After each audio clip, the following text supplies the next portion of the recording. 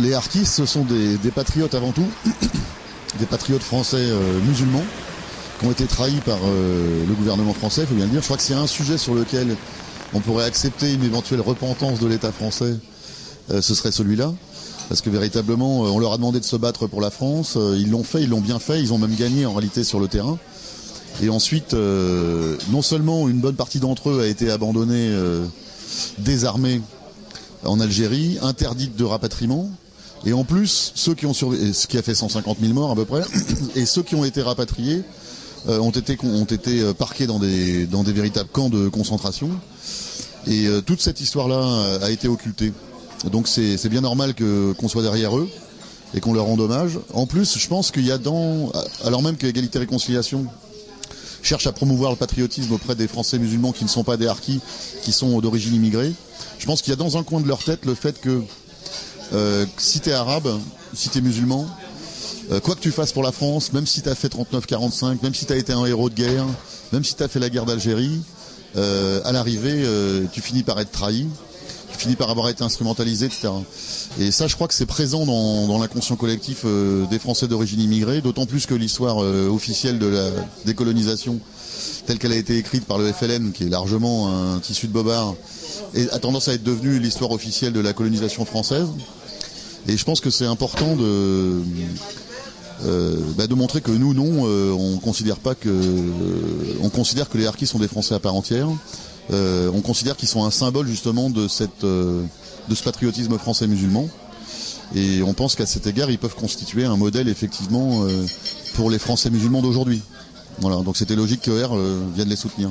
Ces patriotes français musulmans harkis, qui sont ici en train de se peler depuis 9 mois pour voir simplement leurs droits reconnus, organisent une manifestation le 27 février. Et je souhaite que tous les militants de R viennent leur apporter leur soutien. Parmi ces militants de R, d'ailleurs, il y aura des Français musulmans d'origine immigrée. Et je crois que symboliquement, ça peut être aussi intéressant de voir tous ces Français, quelle que soit la façon dont ils sont devenus Français, rassemblés autour de l'idée de l'égalité républicaine et du patriotisme. Donc ER y sera.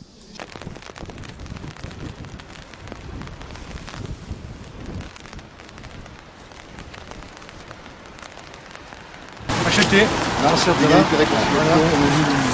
Je vais porter un petit salut de soutien également. Ça va? Alors, donc, on a appris que vous étiez là au nom des harkis depuis 9 mois, oui, en face de l'Assemblée nationale. Ça, exactement. Alors, est-ce que vous pouvez nous expliquer un petit peu pourquoi, qui vous êtes d'abord, quelles sont vos revendications, pourquoi 9 mois ici, pourquoi pas de résultats par rapport à ces revendications? On est des fils et petits-fils d'anciens combattants aussi, derrière petits-fils d'anciens combattants. Et donc le but de notre action, nous sommes installés ici depuis le 5 mai. Donc à partir du 5 mai, nous sommes arrivés ici à Paris en véhicule. Nous avons fait 18 heures de route. Donc, on vient du sud de 900 km, ouais. Donc mes collègues ils sont de Montpellier, du 34 de l'Hérault, et moi je suis natif de Toulouse.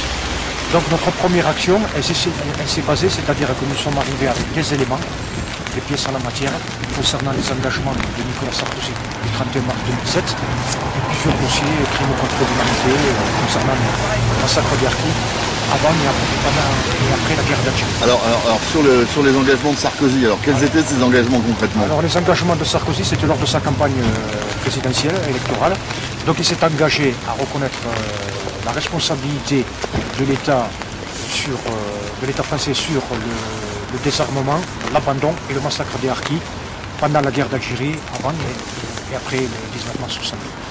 Donc notre action, elle a commencé, c'est-à-dire on est arrivé, on avait 3 chaînes, chacun avait une chaîne, donc de 3 mètres avec cadenas, clé. Donc nous nous sommes d'abord installés face à l'Assemblée nationale, là-bas sur le pont. Donc nous nous sommes attachés sur les grilles, avec une chaîne. Donc notre action, elle a démarré à 7h moins le quart jusqu'à 8h30. Donc nous nous sommes attachés.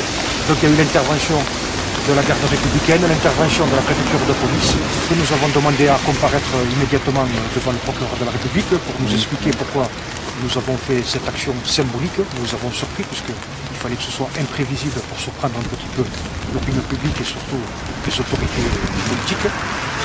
Donc ils ont refusé de nous faire comparaître en nous disant bon c'est une action que vous avez menée, cette action est illicite, il faut une autorisation.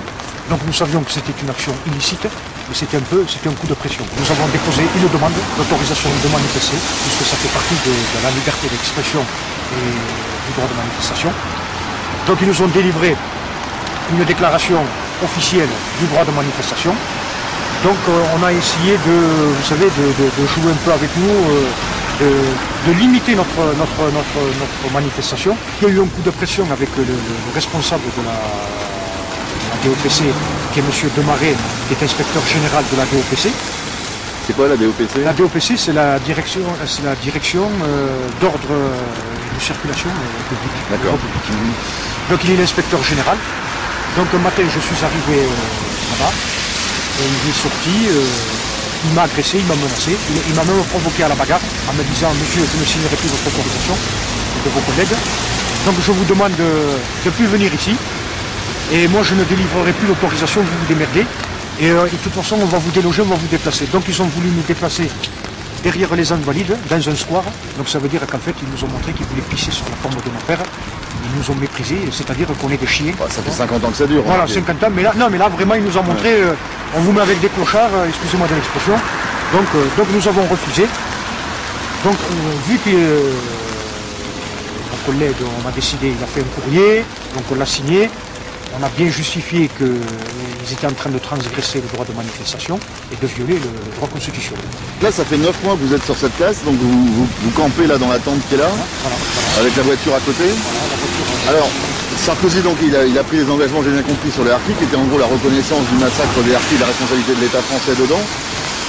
Mais vous, votre revendication, est-ce qu'elle va au-delà de cet engagement de Sarkozy ou quoi? Qu'est-ce que vous demandez exactement aux autorités françaises? c'est les engagements. D'accord, c'est les engagements qu'il a pris, c'est des engagements écrits, signés, dont le prononcé fait foi. C'est pas des promesses. Reconnaissance des crimes contre les harkis, voilà, c'est-à-dire et de la responsabilité de l'État dans... Voilà, sur le désarmement, l'abandon et le massacre des harkis.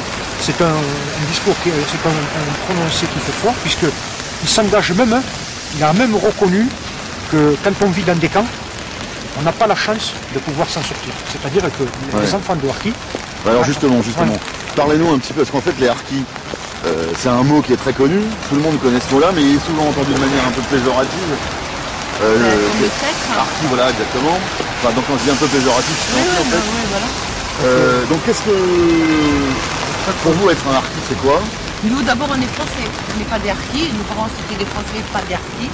C'était des militaires et des officiers comme tous les français. La nationalité française, il faut savoir que les harkis, quand on était, puisque cette loi qui avait été votée en 61, puisque déjà la France avait prémédité le gouvernement de l'époque avait déjà prémédité d'abandonner les harkis de famille. Donc les harkis, quand ils ont débarqué en France, ils ont débarqué grâce à des sous-officiers qui avaient désobéi aux ordres. Ça veut dire que les harkis, quand on les a installés en France, on les a installés dans l'urgence, dans le provisoire, grâce à ces officiers. Puisque cette loi qui avait été votée, c'était la loi de réinstallation, on ne pouvait pas réinstaller les harkis puisqu'on avait déjà prémédité de les abandonner. Donc elle a été appliquée, cette loi de 61 qui a été mise en application, votée en 61, mise en application. Rien n'avait été préparé puisqu'ils n'étaient pas censés être là. Ils ont été là finalement parce que les officiers français ont désobéi. Donc ils avaient prémédité et il y a des textes, des télégrammes signés par Louis Georges et par Pierre Messmer. Alors avant qu'on arrive à l'arrivée des harkis, donc les harkis